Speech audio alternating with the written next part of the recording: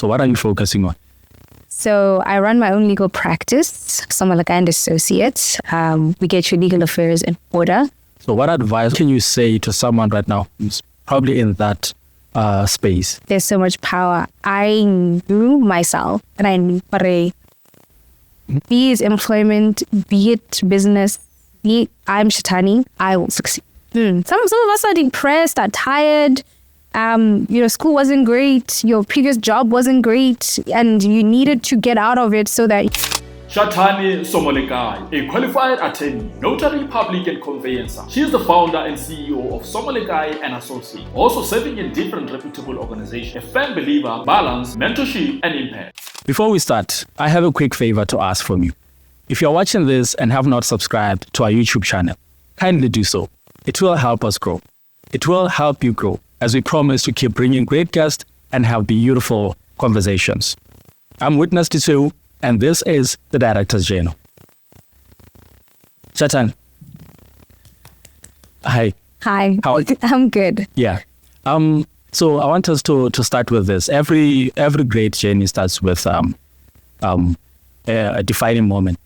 So before law, before degree, before leadership, who was Shathani? Yeah.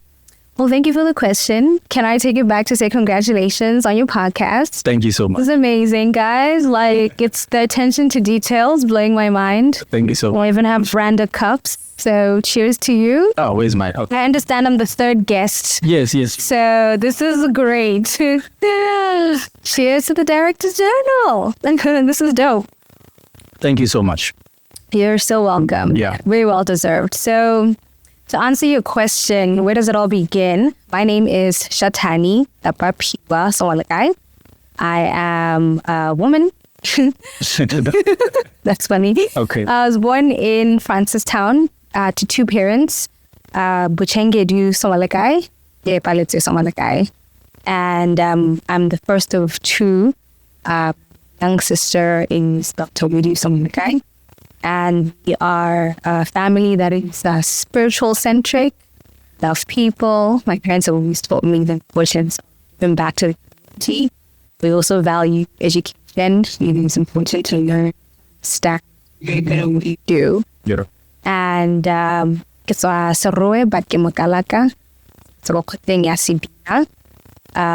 to embrace my Afrocentricity, so I started Kalanga.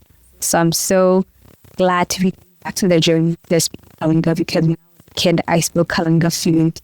Okay. And then when we started learning English, there was a code switch. For some reason, the language completely got erased.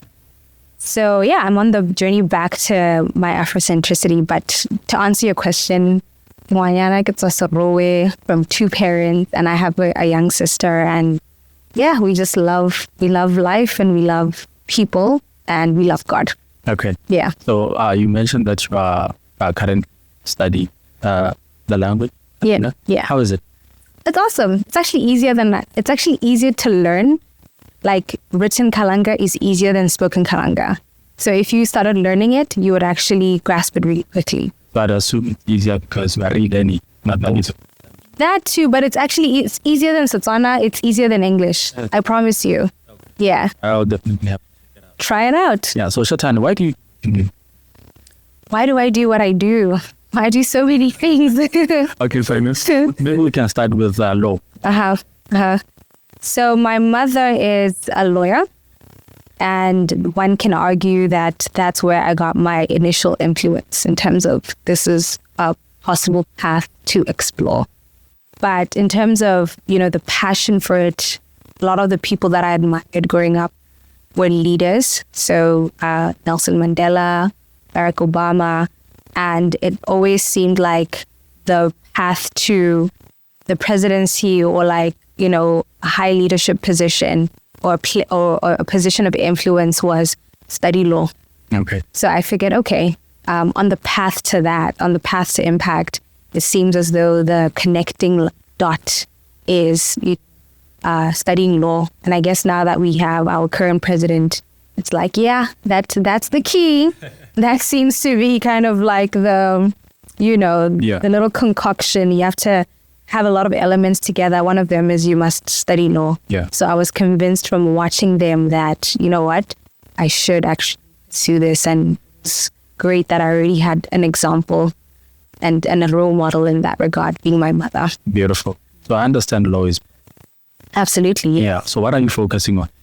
So I run my own legal practice, Somolekae and Associates. We get your legal affairs in order. And we focus, my personal passion in terms of the law is employment and legal law. So I can say that we are a specialist firm in those issues. But we cover most civil litigation areas. So there's a difference between civil litigation being employment, administrative law, constitutional law, family law, vis-a-vis or compared to criminal law. So we really deal with criminal law matters, but we deal with most of issues arising from the civil law spectrum. Okay. So I understand before that, an employee. Yes, I was. Someone else. Yes. So how was the transition? And maybe before that, how was employment? Mm-hmm. How was employment and how was it going from employment to now starting your... Mm-hmm. Yeah. The initial years of employment were fantastic. I won't even lie. Like, they were amazing. The reputable firm that I worked at exposed me to a lot in terms of the law, in terms of business, in terms of the people and the network that I was able to establish during my time there, in terms of just the experiences in general. So it was amazing. It was amazing to do work that I loved. It was amazing to do work that expanded my perception of the world. It was amazing to do work that had a direct impact on what was happening in the nation. And so my initial years of work were amazing in that sense, but equally difficult in the sense that you're starting off, so you're learning. So you had to almost become a law student again. The long nights definitely burnt but the satisfaction from the achievement was worth it, and it fueled my drive to keep going. And of course, the reward from, I see you. And so different things took place. Like, for example, I was asked to go open the second branch of the firm. It was in recognition of, the work that I put in technically, but also like my leadership qualities. So the rewards were, was evident that you're doing in the work and you're also getting rewarded. So that was the positive aspect. The negative, or the polarity of it, was then, of course, there is a consequence for overworking. Get burnt out, and I got burnt out. And you also are growing as an individual, so you start to see life different. Your values change a little bit. You're like, can I just be working all the time? Does that make sense? Haven't I worked enough? Law school was hard. There was so much work and toil. Now this is hard and it's not stopping. And it seems like the higher you go, the more work there is. And there's hardly any time to just take a breath. Working in December, everybody's on holiday. But now we're doing heads of argument because there's a Court of Appeal session in January. I loved it, but I was like, there must be some end. Like, this is a lot. Yeah. And so the overworking caught up in that sense. And then that's when you kind of stop and you're like, this is not exactly what I thought, or this is not what I envisioned for my life.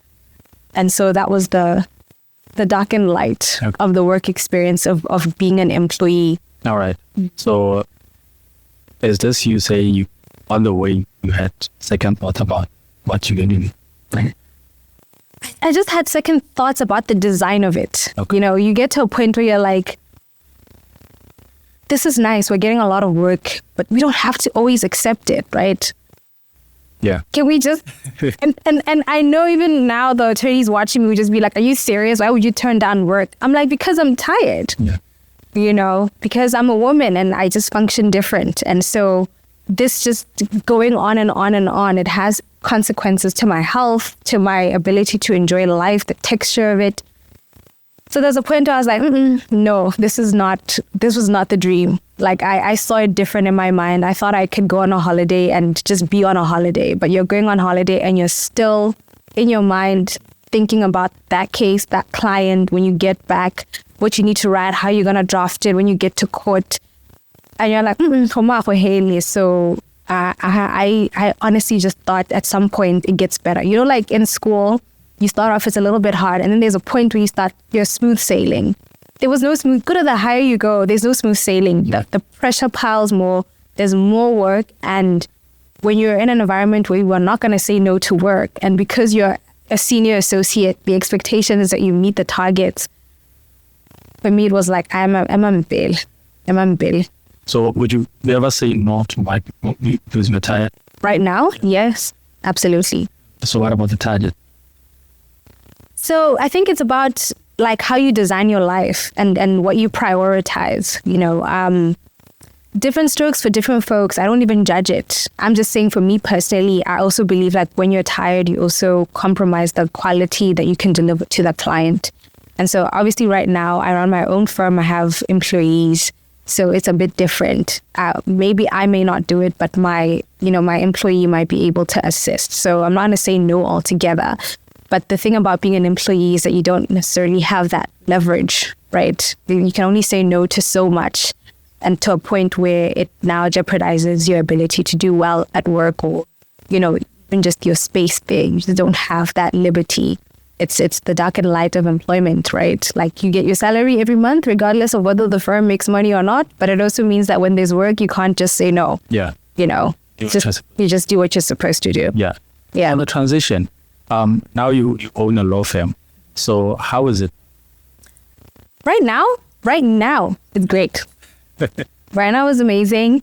I'm enjoying it. I think I have put in a lot of work in terms of building it. So beginning to see a little bit of like the fruits in terms of response from clients, you know, the consistency of work.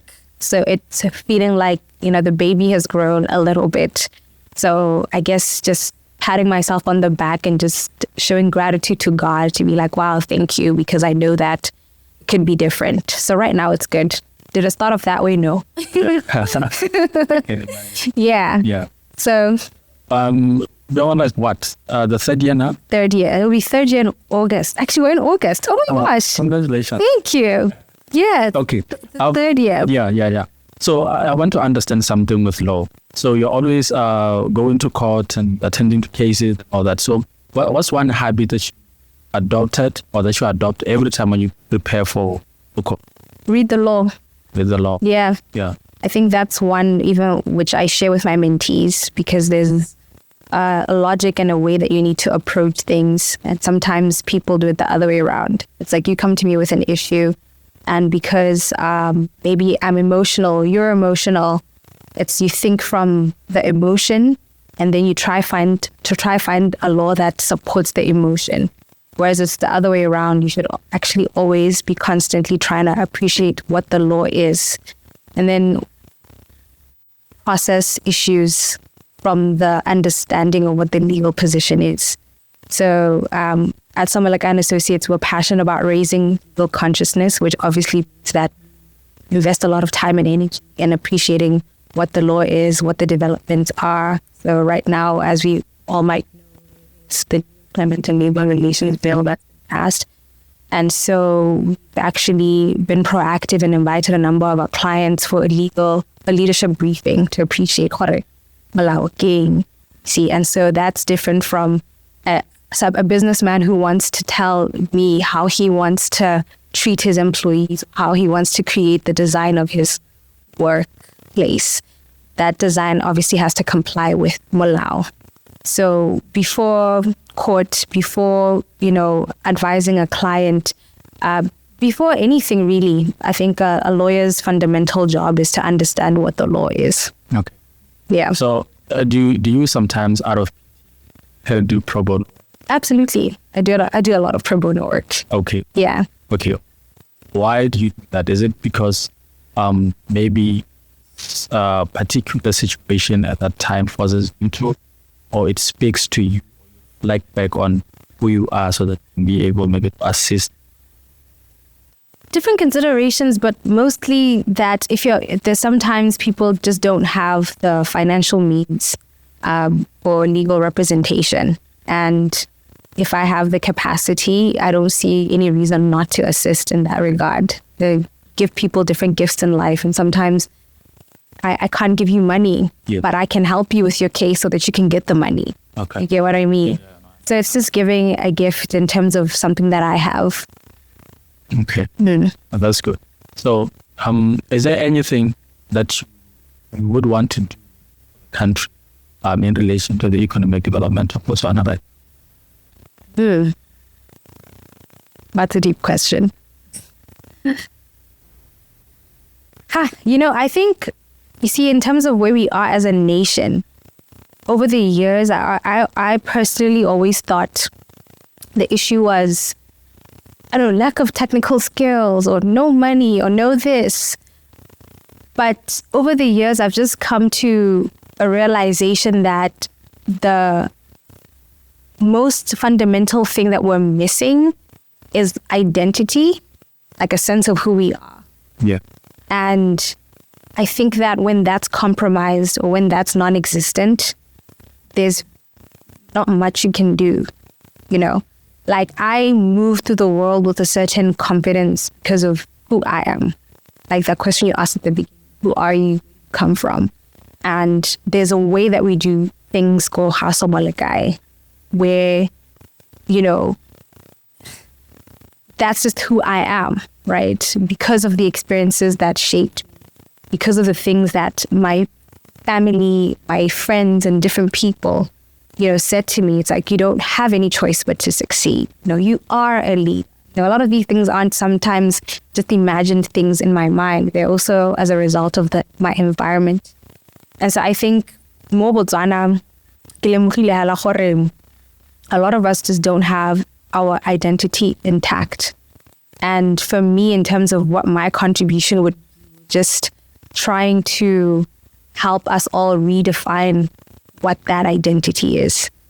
Yeah. Because I think our counterparts in different countries have a strong sense of their identity. They walk in a room and you feel them. Like, you feel a Nigerian, tell us who a Nigerian is, and they don't have to say much. All they have to say is they're Nigerian, and there's a lot of weight that comes with just calling someone a Nigerian, both good and bad. But the fact is, there's an identity to it. And because of it, you expect a certain standard of, we expect you to be a really good dancer and really be great at music and, be great at academics, because they're the ones who are like getting all the awards at Yale and Harvard. Like, if you check right now, like their top students are actually Nigerians. And then for now, when you think, okay, if a Botswana walks in the room, what is it? What? You tell me, what is it? Hush. Okay, I hear you. Yeah. It's a difficult one. And that's a problem. Yeah. The fact that you can't even tell me right now, what's the signature of a Botswana? Yeah. It permeates everything that we do. You can't show up well in your relationships if you don't have your identity intact. We can't start talking about what are we developing? So in the end, I realized, at least in my own journey, if you don't work on the identity of the individual and they don't move through life with a certain confidence, you can come up with all kinds of initiatives that's just not going to stick. Because you're never really meant to tell somebody what to do, right? Yeah. It's like, I can't tell you what to do. I can give you ideas, but you're the one who's going to implement them. So ultimately, you're the visionary, you're the executor of the things that you want to do in your life. You can't even vision, you can't dream big if you think you're small, right? Yeah. And you certainly can't execute if you don't have an innate belief in your capacity and an innate belief in your skill, innate belief in your abilities, whether it's I can move a room. Some people don't know how to do anything, but 10 people will follow them. They have that ability to pull a crowd and tell them what to do. So people just need to know themselves, embrace themselves, and walk in their power. So I, at this point, have come to just that conviction to say, if I can help you awaken the giant in yourself, then I would have done my part. That's when Botswana's economy, all these problems facing can can start being resolved. Yeah. So the one problem is that we don't have a sense of identity. So we just do things whenever and However, and we're always copying everyone. Yeah. Like, I'm even over the benchmarking exercises. Like, I'm over it. You went to where? So that what? Nobody can understand what it means to be a Botswana. Like, no, you have to be here. You have to live here. You have to touch the soil, you know. So it's with respect, like somebody from China or Taiwan or America, it's nice to see what you guys are doing where you are. Yes. But you just don't know what it is to be a Botswana. You don't know what it is to live in a nation where people are given free education and the students, you know, pain is the fact that their allowance isn't being increased. Somebody from the outside looks at like, you're so spoiled. And it's like, yeah, it's fine. I appreciate your perspective, but you're not a Botswana or not a Kalanga. And that's why only we can solve our problems. But we have to have like our identity intact. And if we're always outsourcing identity, then So hararo kanya you know, we always have members of parliament argue about the one minister went to the other country. yeah, I'm just over it. I'm over it. Just irrelevant. Just stop it. Yeah. Stop it. We just have to find what we can do best and implement. What works for us as a people? Yeah. I know, that's good. So in relation to that, I want to understand something. If you had an opportunity to advise the leadership of this country based on that, what we just talked about, what would you say? Stop benchmarking.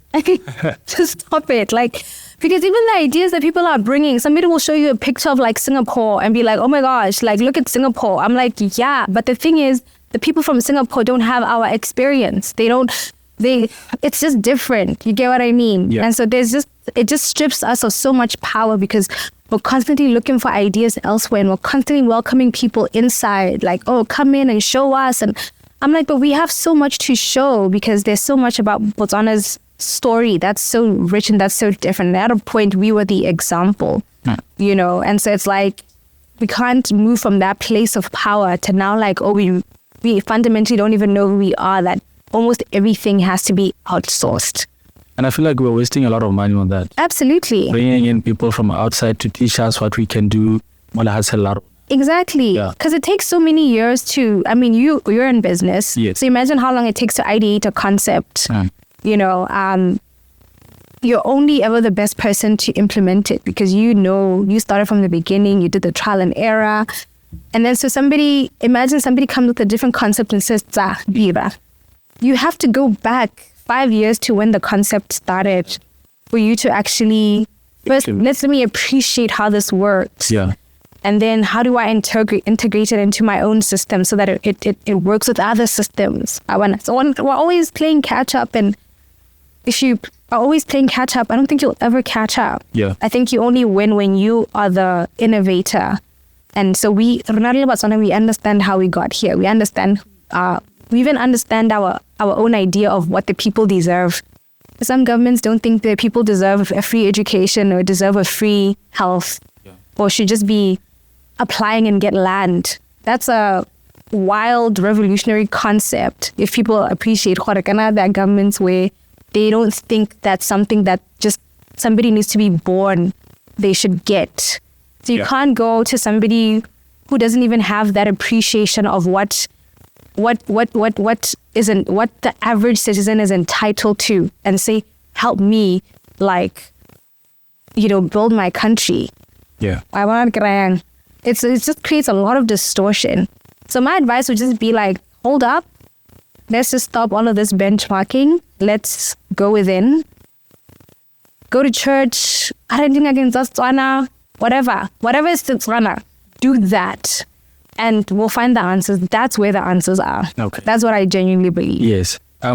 So I think I almost stopped you because I recalled a moment where I was called to a certain meeting and it was a youth deliberation and the people who were leading the meeting were not you. So I then said, okay, fine. Ghana, we as the youth of this country, we should be given the opportunity to control the narrative. Why? Because we understand what we are going through better than just anyone. So when you're talking about that, I think it's a good thing that as Botswana, we have to give ourselves an opportunity, not be given, give ourselves an opportunity to do what we can do and try our best to develop our country however we can, using whatever knowledge that we have. What we have, 100%. Yeah. So you mentioned entrepreneurship. I'm an entrepreneur myself, and thank you for bringing that up. In this economy right now, if I want to keep on keeping on, what advice would you give me? Ooh, that's it. Oof. Advice that I give an entrepreneur right now. I think there's a lot of opportunity right now. So I would say, like, open your eyes. Yeah. Yeah. Open your eyes, tap in. And I would say don't allow the noise of all the things that are happening to distract you. Yeah. Okay, thank you. I know you do a lot of stuff. You're just so diverse. So what's one thing that one will be surprised to hear about you or to know about you? I'm a spoken word artist. Huh? Yes. I'm working on an album, guys. Okay. Very seriously, okay? No. That's my thing, to like try and integrate our identity. So that's what the album will be trying to resolve. I also am a co-host for a podcast that I started with Miss Belsabo Ame. It's called the Sapio Sexual Platter. Okay. And we serve intelligent conversations on a platter. And the idea is to liberate the African mind. We believe that the way or the key to unlocking Africa's success is through the mind. And so we have intellectually stimulating conversations on various topics, politics to health, to spirituality, to Africanism, to fashion. And the idea is to accelerate Africans. Yeah. So that's a little bit of the diversity, but yeah. Okay. Yeah. So how do you then manage to do all that you do? Say maybe let's talk about law, and then I know you have a lot of leadership roles that we'll talk about. Law, your leadership roles, and then the Sapio Sexual Platter, and then the album that's coming. Yeah. So how do you manage to do all that? I give it all time. I think it's also part of the way that we were raised, where there's so much focus on school and academia and the one job that you do. And maybe even circling back to your question about what would I tell an entrepreneur now, is you have to be diverse. Obviously, you can't put all your eggs in one basket. And so this is the time to start tapping into all your talents and exploring them. So one of the setbacks of where of my experience when I was an employee was because you spend so much time doing the work, all the other parts of who you are get suppressed. So when I recall primary school, I loved it because the curriculum was diverse. It was, you do your academic stuff, but then there's sports, and then there's music, and then there's IT, and and so you take it for granted, but it was creating a holistic person. And the week was designed in such a way that all aspects of an individual are covered. From you need to run, you need to do some fun arty stuff, you need to do some theater, you need to do some music.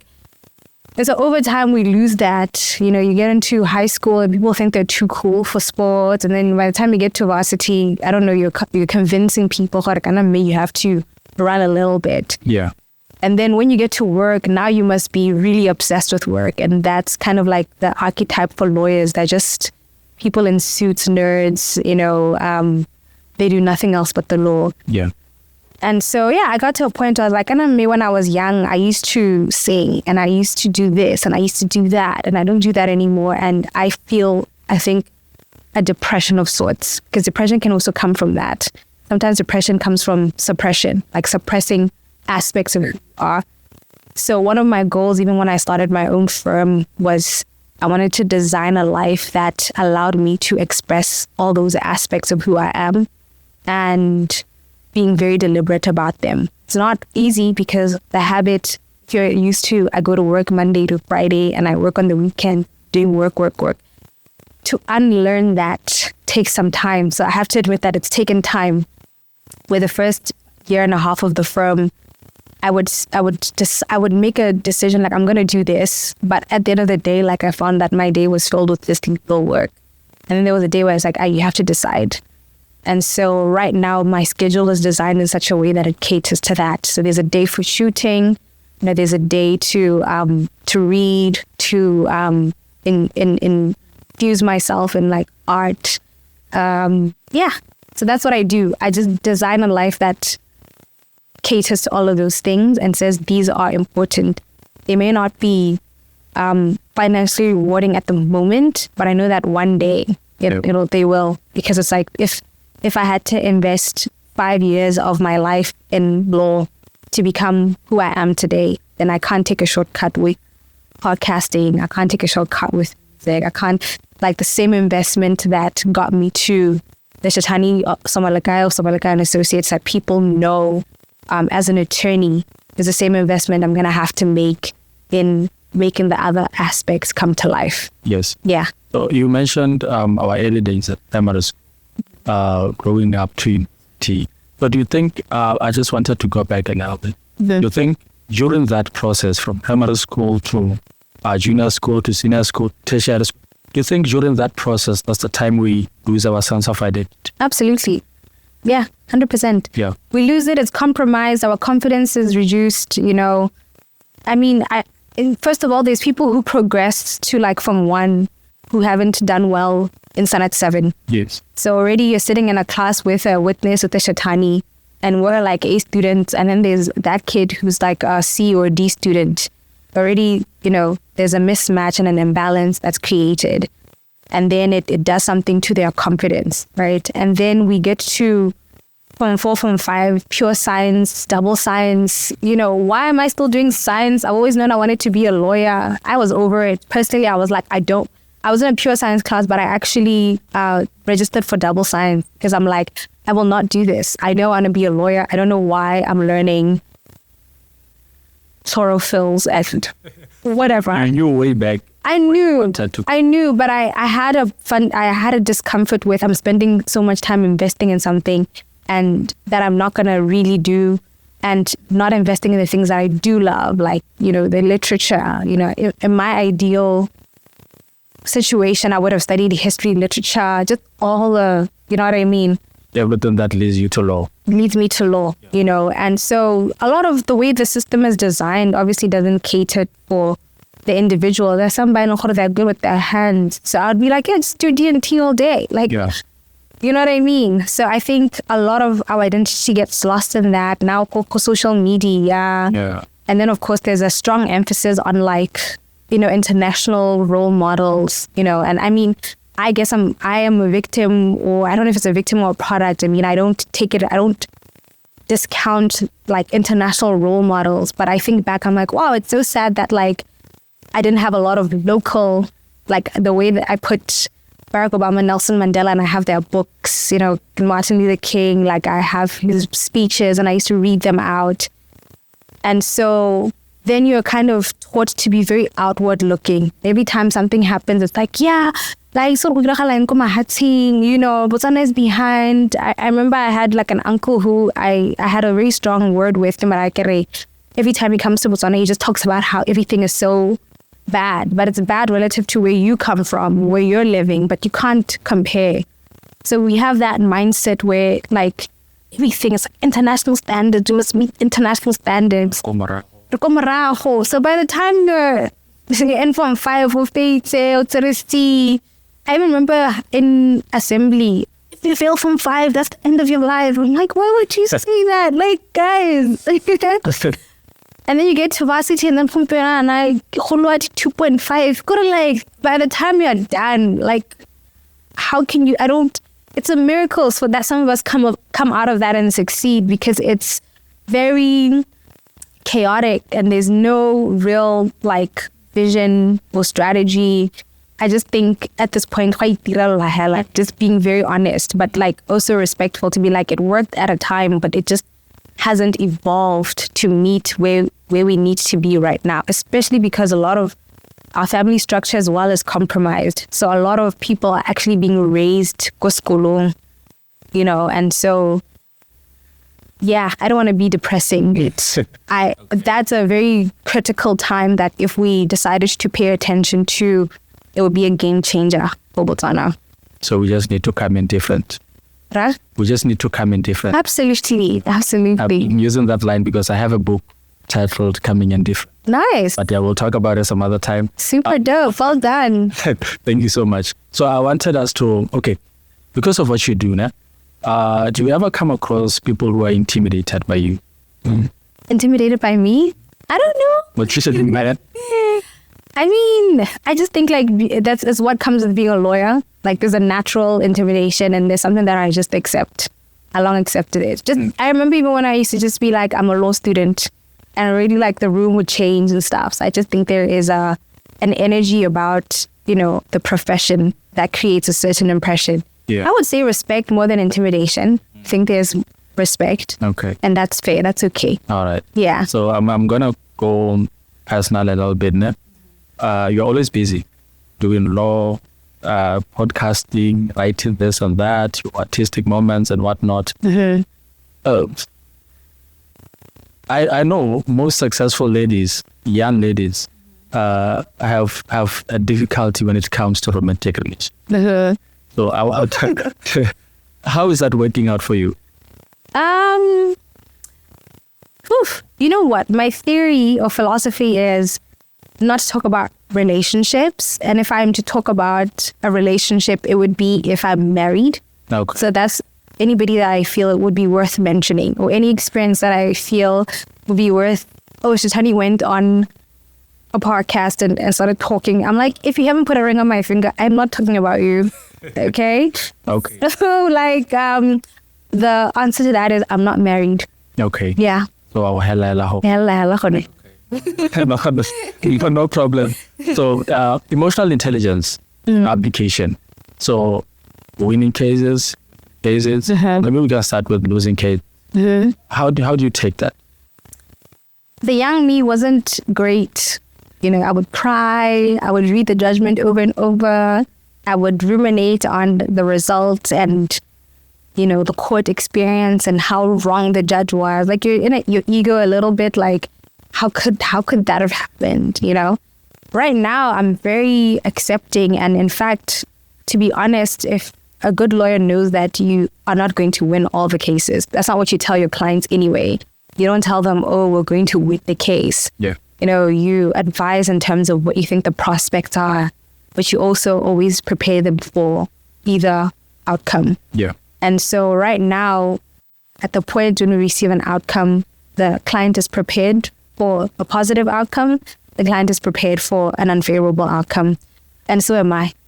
And what you do is you do your best, champion your client's case. And if you've done that, the outcome is really out of your hands. Yeah. And over time you realize, looking at the different cases I've worked on over the years, that there's so many dynamics, so many elements. There's political side, there's the human side, there's the fact that we really are different. You walk through life thinking, but then a judgment comes out and you're like, wow, you really have a different perspective. And I'm sure they're listening to me arguing and going, why would you even argue that? You know what I mean? And so that's really the court system.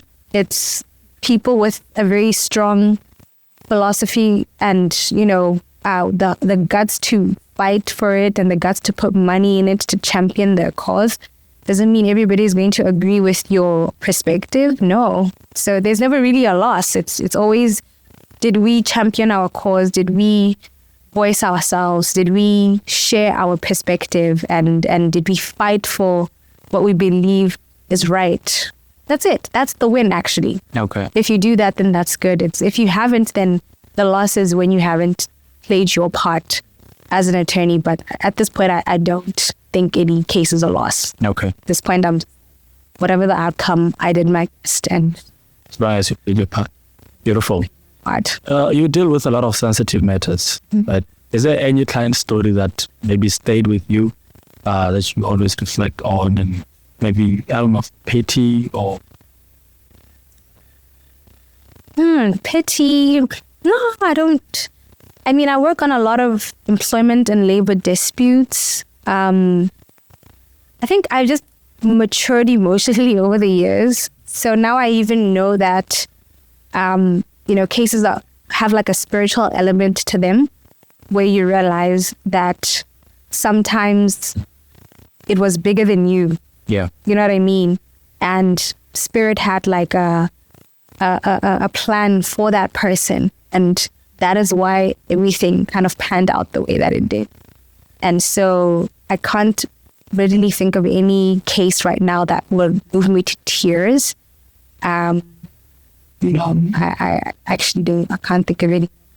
Okay. Yeah. No, that's fine. Quick one. So you deal with employment and labor. So if I sign a contract, what should I look at? Contract for Employment. Employment. You want me to give free legal advice? Okay, as an employee, you always want to establish whether the normal or the normal formalities are in place, so that the contract has, your names. It has the start date, end date, what we call the essential elements of a contract. And then you want to, secondly, ensure that different points that you agreed on during negotiation are articulated in the way that you understood them, or in the way that they were intended. So we can have a conversation. We're going to have a contract. We're going to renew it 2 years. Jala, jala, jala, jala.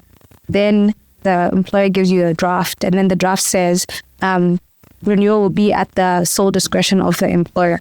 See? Yeah. And so it's like there's a renewal clause, but it's not in the way that it was understood, because when we were having a conversation, you gave me the impression that it was going to be an automatic. Well, now this is saying at the sole discretion of the employer. So you always want to make sure what was negotiated is reflected and is articulated in a way that represents the negotiation. Okay. Then you want to make sure that the clauses actually comply with Molao. You've given me maternity leave, but is it maternity leave as per what Molao says?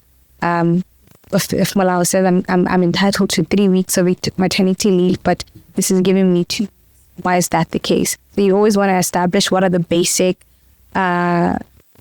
legal requirements, or the basic conditions of service that an employer should be giving, regardless of the title, regardless of the organization, what we call the standard terms that everyone is an employee type. Yeah. So those are 3 things to look out for. Okay. Yeah. The rest you can find out by booking a consult and no problem. Thank you for that. Yeah. I want us to talk about governance. Mm-hmm. I think you are in a lot of bodies, and you serve as an executive, if I put it that way. Mm-hmm. Can we talk about that in relation to your law qualifications, to what you do, serving as an executive in those bodies? Mm-hmm. Yeah.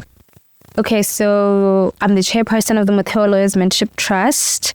So that's in terms of what would the question be? Like how does it work, or maybe if you can explain what it does, and taking it in relation to your work as a lawyer. As a lawyer. Okay, so Mother Law Mentorship Trust is a mentorship trust, and so it's run by a board that is constituted of mainly young people, and the idea is to mentor young lawyers and young law students in areas of training, personal development, jalo. Yeah. And so my job is to basically the team. So it's what we call it's an operational board, in the sense that we don't just deal with things at a policy level. We are the policy formulators as well as the policy executors. And so it's been a great experience running the board and, implementing different initiatives. And this year we actually graduated our first cohort of mentees. That was amazing. And then we had our annual or very first inaugural Legal Career Expo was held at Center. That was also amazing. And so, yeah, the aim of the board basically is to play a role in developing our legal landscape through mentoring the future. Okay. So that's the role at Mother Law Mentorship Trust. And then I sit on the Labor Advisory Board, which is a creature of statute. It's the creature of the Unemployed Act.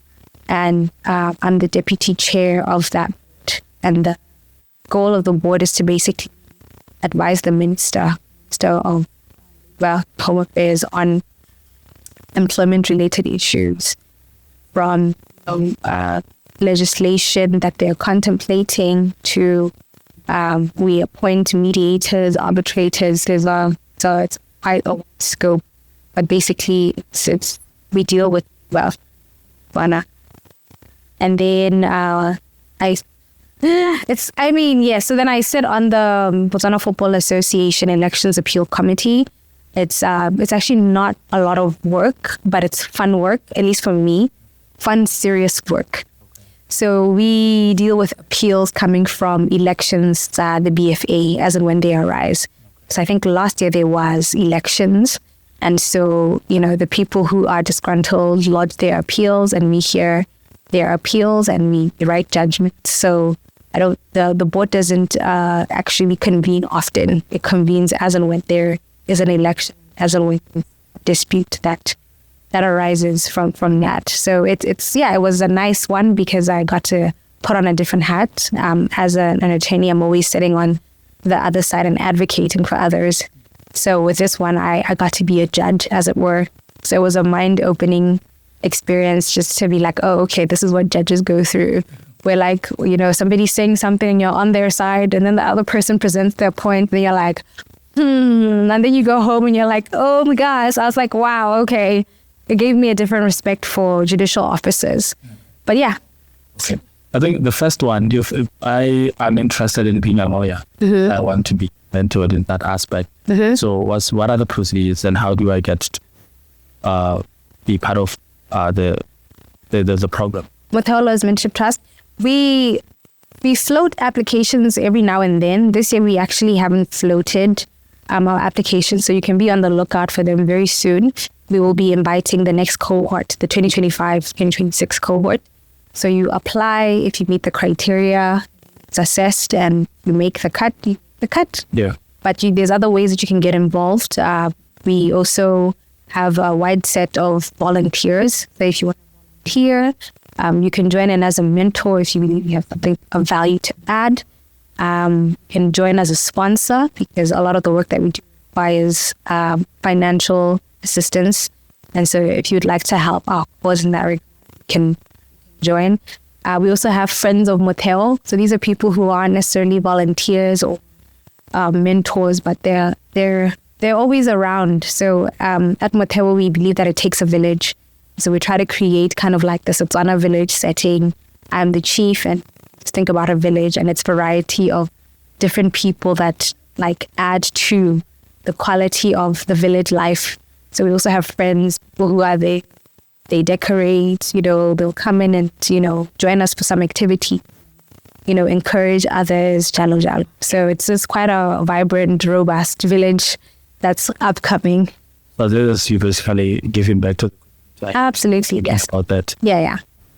Oh, no, that's beautiful. So I want us to go back a little bit to where you come from, your village. So what is it that you are currently trying to inspire young people where you come from?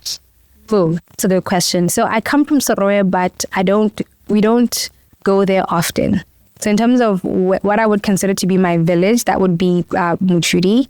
So I grew up I think 7-8 years of our life, our young life was in Muchudi, and my parents live in Pilani, in fact. And so in terms of what we do to give back, my parents run a church, and so we assist with that and the young people there. And today, actually, I'm not even kidding, we had a funeral for one of our elders' husband, and I got to see some of the kids that we used to be in Sunday school, like when I was younger. They have like tears. I was just like, oh my God, this is so wild. Like, I'm not even kidding.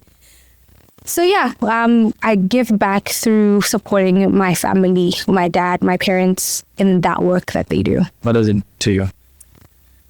What does it mean to me? Man, I just think that's what I was born to do. Because even today when I was seeing them, like apart, I was like almost crying where I was like, wow, like who would have thought that those years of just showing up every Sunday or every Saturday for youth, or, you know, assisting with like creating the Sunday school pack, that like one day they become these people and they are men and they are giving back to the community and they're successful in their own right. They're like, I guess this is what life is all about. And somebody at the funeral today was like, you know, you come to this world with nothing, you leave with nothing. And better to leave with your soul, with having enriched your soul more than your hand. And so I think like giving back to others, that's what we're here to do. Right. Yeah. Yes, always. So in your own free time, apart from doing that, apart from you governance, love, I once saw you went on a trip recently, right? Yeah, I saw that. And what was it all about? Was it work, or was it just you saying, you know what, stop it with law, I just want to have fun? You mean like what, to see Beyonce? Yeah. The trip you're referring to? Yes. Yes, so Beyonce is the artist of my life. Anybody that knows me knows from a young age, I've always loved her. I know all her albums, most of her songs, videos, everything. And her live performances as well, because I'm obsessed with her live performances. So I know like her choreography and like, guys, the Beehive know, okay. So I wanted to go for her previous tour, which was the Renaissance, but for whatever reason, things just didn't come together. Okay. So this time around, I was like, come hell, high water, I am going to see Beyonce. Okay. So yeah, the trip was really meant to just go see Beyonce, but obviously you're in a different country, so it doesn't make sense to just fly in and fly out. So I was like, I'm in the UK, so let's go see. I went sightseeing, obviously went to see Buckingham Palace, went to see the House of Commons, and that's what I do when I travel. I like to do like historic stuff. Yeah. So that's what I did. And yeah, it was amazing. It was eye-opening, and, you know, travel is important just to enrich your mind, to see the world, to see how people are, to also help you appreciate, like if you meet people who've lived in the UK or come from the UK, going there and just spending some time there makes you appreciate them and how they see life. You know, you kind of appreciate why they have a pride about them. Yes. You go there and you're like, this is a humongous building. So yeah, of course, if you come to Botswana or to Africa, you're like, what? You know, it's like, yeah. You're like, okay, so Big Ben's been here for 100+ years. And then you come to Africa and, you know what I mean? You get why they sometimes look down. Yes. I was like, I get it. Yeah. I don't condone it, but I get it. Understand. Yeah. Yeah. All right. So anything that you took from that side? I like In terms of maybe that you can apply your professions and all that you do? Man, I think for me, because I went to see Beyonce, that was really deeply fulfilling. And the biggest thing I got from that was, if you have like a dream in your heart and there's something you want to do it. Like, nobody will understand. Nobody can understand why, Shathani, why do you need to go see Beyonce? Like, you see her on the TV and you listen to her music, but because of who I am, it just did something to my soul where I felt like, wow, I've lived because I fulfilled a dream within myself. So I took away from that I should be aiming to fulfill more of my heart's desire, and I should pursue that relentlessly. My encouragement to anybody would pursue your dreams relentlessly. Okay. Yeah. So that is you taking a break from the law. No. It fueled it to see, like, some of my dreams, even in terms of the law. Like, yeah, we have to push, guys. We have to make this happen. So I can have that moment that I had when I'm standing in the stadium and I'm like, I am seeing her with my eyes, you know, and my dreams for the law as well. I want to have that moment where I'm like, I dreamt this And now I'm seeing this happen with my eyes. Yeah. Have you ever been in a moment where you thought this was my really darkest? Oh, yeah. Mind talking about it? Guys, it was dark. Not there anymore. Ooh, dark moments. Yeah, I think leading up to quitting my job, that was a dark time because there was a lot of confusion and there was a lot of what's next? I don't know what's next. You know, when you are accustomed to being the kind of person who has clarity, you're like, I'm in Form 5. I know I'm going to study law. Yeah. Oh, I've done law. This is where I'm going to work. I'm working. You know, you're just used to that clarity. There's a point where it's dark and you don't know where you're supposed to go. By the way, people don't even know that my dream when I was at my previous firm was to make partner. Oh. So when you realize, that's not going to happen in the sense of that's not what I want anymore. You're like, okay, what am I going to do? You know? And even starting the firm wasn't on the table. That was the first, I had no idea what I was going to do. I just knew my time was done. That was a really dark moment, which was a necessary moment to come to the light of where I am today.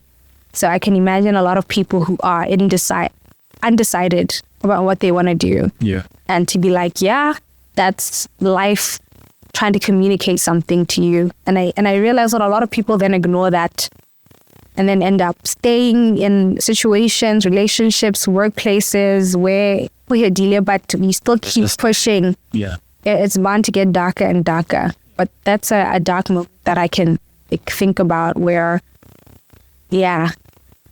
So you getting out of that moment was you deciding that, you know what, I'm going to start my own. I got out of it. I quit. Full stop. Then a series of events happened afterwards where it was like, okay, I guess I had to start my own firm because some clients called and said, we heard you left. Where are you? A specific client was like, a trial is happening in 2 weeks' time. I'm like, yeah, but I don't work there anymore. And they're like, well, girl, Who do you think is going to get well? I mean, I can't go back. So it's like, what are you going to do?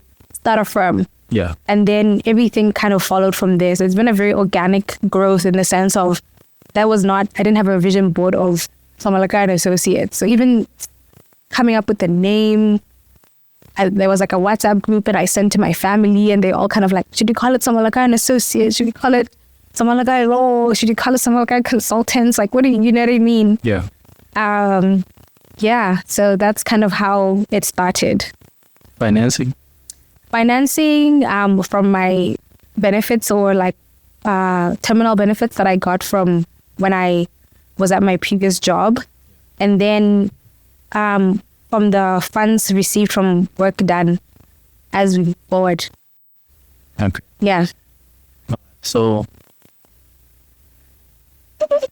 employment. I understand there's a lot of employment rate in Employment what? Unemployment. Yeah. Yeah. So I want to reflect back or take you back to that moment where you felt like nothing is working out for you. I don't know if you felt that way, but where you felt like nothing is working out for you. You're not employed at the time and you don't know where you're going. So what advice or what can you say to someone right now who's probably in that space? Yeah. Know yourself. Yeah. That's all I can say. Yeah. Because I think there's so much power. I knew myself and I knew be it employment, be it business, be it I'm Shathani, I will succeed. Yeah. That's it. Not because somebody told me, but my own understanding of myself and what I am capable of. Nobody needs to tell me that. I'm not going to consult anyone. You know. And so if you find yourself in that space, I don't think that there's coincidences. Everything happens for a reason. So search within yourself. Why are you unemployed at this moment? What does it mean for you? Is it a calling to something higher? Is it a calling to leave the country? Is it a calling to study again? Is it a calling to focus on home? You know, is it a calling to be patient and to work on other parts of yourself, instead of just applying, looking for a job, maybe that talent that you've ignored for the longest time, now is the time to actually start pouring into. Yeah. There's no generic answer. The truth is everybody's walking their path and their journey. So I wouldn't be as arrogant enough to say, this is what you should do, you're unemployed. No. Yeah. But we're all different, And so, but what I believe and what I know is that there's hope. Yeah. And I don't think it's the end. But I know that, 10 years from now when your life is okay, you're going to look back at your unemployment time and say, that was God's little gift to me. Because if I didn't have that time, have, done A, B, C, D, and 10, that's led you to your destiny. Yeah. Some of us are depressed, are tired. School wasn't great. Your previous job wasn't great. And you needed to get out of it so that you can have the space to start thinking again. And then you still want to go back to the workplace. Relax. Just everything happens for a reason. Give it time. Yeah. Okay. But then you didn't plan to start Somolekae and Associates. But then again, running your business can be one difficult. It's absolutely very challenging. Yeah, very challenging. Yeah. So, and also, Ghana, not everyone is bound to be an entrepreneur. Not everyone who wants to venture in that space can be successful at it. So when you started, did you really sit down and maybe work on your markets when you start, or trying to familiarize yourself with being an entrepreneur other than being an employee?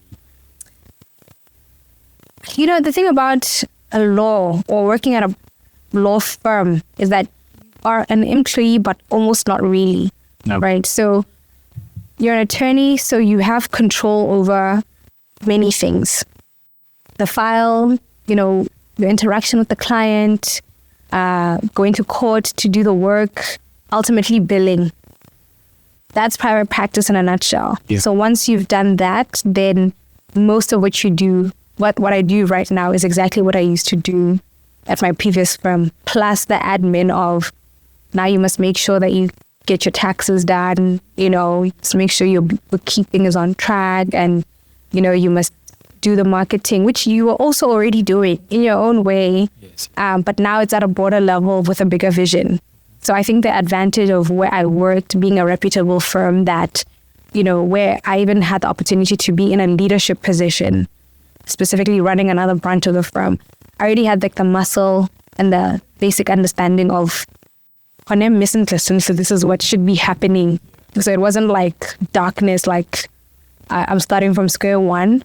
And then by God's grace, also the fact that there were clients who wanted to work with me, yes. who in fact, it felt like they were almost waiting for me to leave. Then all these clients appeared out of nowhere. It's where were you when I was busy looking for clients? Yeah. At my previous firm, it's nah, some blessings can only come once you step out on your own. So I had the blessing of support from the business community and from family and friends and just individuals who wanted to support me, who wanted to give me work. So in that sense, it's been a blessing. Before we close, I heard you mention the Sapio Sexual Platter. So I want you to just a little bit, just a brief, get into it and tell us, or the audience, what that is all. Yeah, so like I said, we try to liberate the African mind with different conversations, guests. We've had the former president of the Republic of Botswana as a guest. We had a traditional healer as a guest. So go check it out and see what it's about. I think you will be pleasantly surprised. And more than that, I believe you will be accelerated. Yeah. Okay. Satan, we have a closing tradition. Okay. So this closing tradition, previous guest left a message for you. Oh, okay. Yes. So I was okay. Sorry. So I want you to read this and tell me what you think about it. Okay. And then after reading it and after we discuss it, I want you to write a note that you can write to your future self, that you can always reflect back maybe in 10 years and say, you know what, that time was the time where I really went what I went through and I grew from that and I'm here. Okay. So that is it. It's just the good thing is you'll be writing on the second page actually. Okay. So this is what the previous client left for you. So it's just building legacy. Okay. So So I'm supposed to write on. what does it mean to you? Okay. Yeah. All right. Building legacy.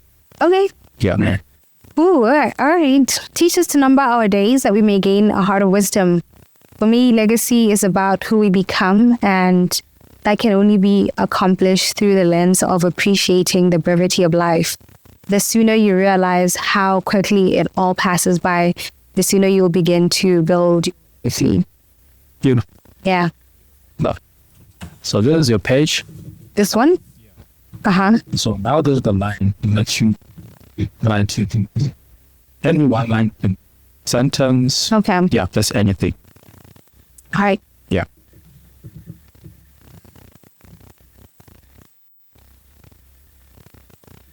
Thank you. Awesome. Thank you so much.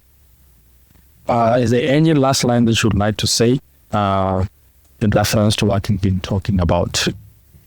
Man, I think I said a lot. I think it's a lot. But yeah, bless you. This is an amazing initiative, and thank you for inviting me. I'm honored to be your third guest. And I pray a blessing over your podcast. I mean, you continue to make this kind of impact. Great to receive an amen. Yeah. Yeah. Shathani, thank you so much. Thank you. Yeah.